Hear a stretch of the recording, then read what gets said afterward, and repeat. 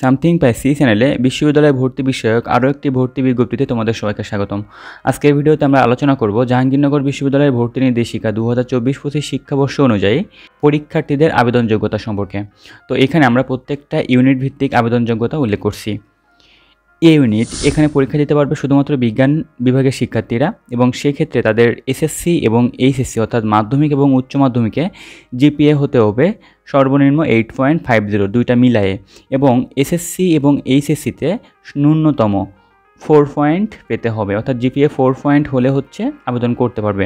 এবং বিষয়ভিত্তিক এখানে যোগ্যতার কথা উল্লেখ করছে, সেটা হলো গণিত, রসায়ন এবং পদার্থবিজ্ঞানে সর্বনিম্ন এ মাইনাস পেতে হবে, অর্থাৎ ন্যূনতম এ মাইনাস হলে আবেদন করা যাবে, এবং যাদের পরিসংখ্যান আছে তাদেরকে ন্যূনতম এ পেতে হবে, অর্থাৎ জিপিএ 4 পয়েন্ট পেতে হবে সেই সাবজেক্টটাতে। এখন আসি ইউনিট বি এর ক্ষেত্রে। ইউনিট বি এখানে আবেদন করতে পারবে মানবিক, বিজ্ঞান এবং বাণিজ্য, অর্থাৎ প্রত্যেকটা বিভাগের শিক্ষার্থীরা এখানে পরীক্ষা দিতে পারবে এবং আবেদন করতে পারবে। এবং সেই ক্ষেত্রে এসএসসি ও এইচএসসি মিলিয়ে মোট জিপিএ হতে হবে মানবিক বিভাগের ক্ষেত্রে 7.50, বিজ্ঞান বিভাগের ক্ষেত্রে 8.00 এবং বাণিজ্য বিভাগের ক্ষেত্রে 7.50। এবং এসএসসি ও এইচএসসিতে আলাদাভাবে ন্যূনতম জিপিএ পেতে হবে 3.50। এবং এখানে বিষয়ভিত্তিক যোগ্যতার কথা উল্লেখ করা হয়েছে, সেটা হলো ইংরেজিতে এ মাইনাস পেতে হবে ন্যূনতম, এবং বাংলাতেও এ মাইনাস পেতে হবে ন্যূনতম। এখন আসি ইউনিট সি এর ক্ষেত্রে। এখানে মানবিক, বিজ্ঞান এবং বাণিজ্য সব বিভাগের শিক্ষার্থীরা এখানে পরীক্ষা দিতে পারবে। সেই ক্ষেত্রে এসএসসি ও এইচএসসি মিলিয়ে মোট জিপিএ হতে হবে মানবিক বিভাগের ক্ষেত্রে 7.50, বিজ্ঞান বিভাগের ক্ষেত্রে 8.00 এবং বাণিজ্য বিভাগের ক্ষেত্রে 7.50। এবং এসএসসি ও এইচএসসিতে আলাদাভাবে ন্যূনতম জিপিএ পেতে হবে 3.50।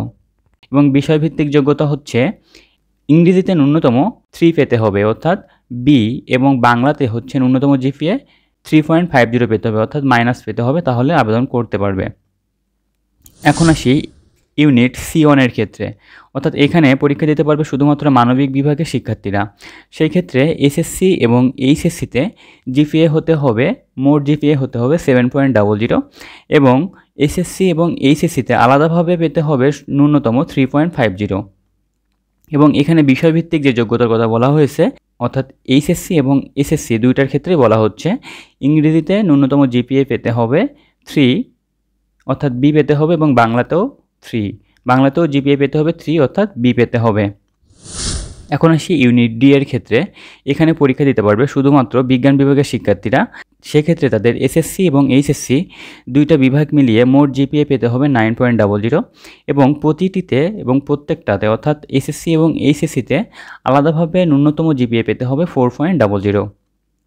এবং এখানে বিষয়ভিত্তিক যে যোগ্যতার কথা বলা হয়েছে, সেখানে গণিত, পদার্থবিজ্ঞান, জীববিজ্ঞানে সর্বনিম্ন, অর্থাৎ ন্যূনতম এখানে মাইনাস পেতে হবে, এ মাইনাস, অর্থাৎ 3.50 পেতে হবে, তাহলে আবেদন করা যাবে। এবং রসায়নে এ পেতে হবে, অর্থাৎ রসায়নে জিপিএ 4 পেতে হবে, তাহলে হচ্ছে ডি ইউনিটে বিজ্ঞান বিভাগের শিক্ষার্থীরা আবেদন করতে পারবে।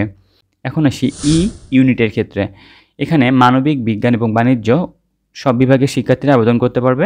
তো সেক্ষেত্রে এসএসসি এবং এইচএসসিতে মোট জিপিএ হতে হবে মানবিকের ক্ষেত্রে 7.50, বিজ্ঞান বিভাগের শিক্ষার্থীদের ক্ষেত্রে 8.00 এবং বাণিজ্য বিভাগের শিক্ষার্থীদের ক্ষেত্রে 7.50। এবং এসএসসি ও এইচএসসিতে আলাদাভাবে ন্যূনতম জিপিএ পেতে হবে 3.50 করে। এবং এখানে বিষয়ভিত্তিক যে যোগ্যতার কথা বলা হয়েছে, সেখানে ইংরেজি, গণিত, অর্থনীতি, হিসাব বিজ্ঞান, মার্কেটিং ও ফিনান্স, ব্যাংকিং ও বিমা এই সাবজেক্টগুলোতে সর্বনিম্ন 3.50 পেতে হবে, অর্থাৎ এ মাইনাস পেতে হবে। এবং গণিত বা পরিসংখ্যান এই দুটি বিষয়ের ক্ষেত্রে ন্যূনতম জিপিএ পেতে হবে 4.00 বা এ গ্রেড।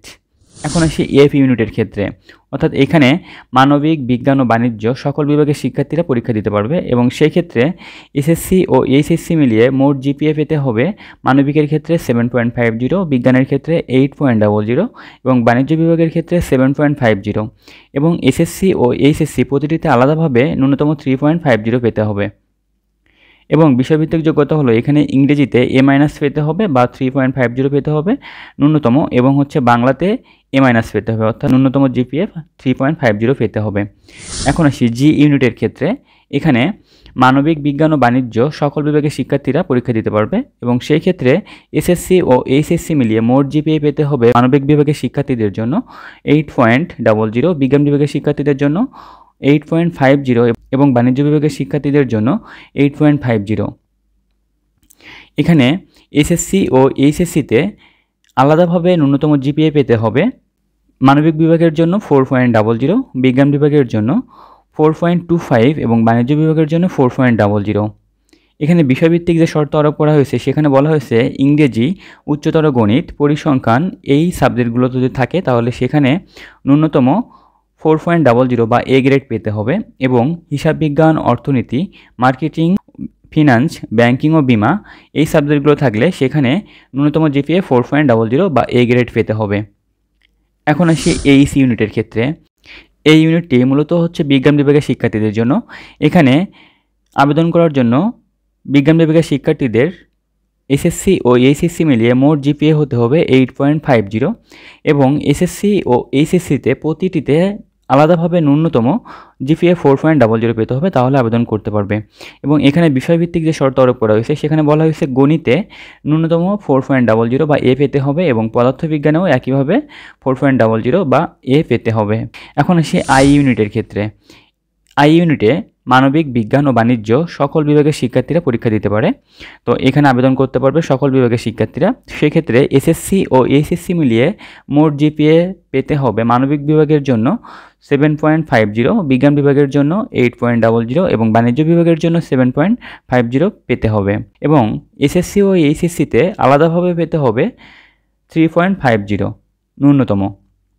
এবং এখানে বিষয়ভিত্তিক অর্থাৎ আই ইউনিটের জন্য বিষয়ভিত্তিক যে যোগ্যতার কথা বলা হয়েছে সেখানে বলা হয়েছে ইংরেজিতে ন্যূনতম এ মাইনাস পেতে হবে অর্থাৎ 3.50 পেতে হবে এবং বাংলার জন্য ন্যূনতম পয়েন্ট হতে হবে 4.00 বা এ। এই ছিল জাহাঙ্গীরনগর বিশ্ববিদ্যালয়ের সকল ইউনিটের আবেদন যোগ্যতা। সামথিং পাই সি চ্যানেলের সাথে থাকার জন্য ধন্যবাদ সবাইকে।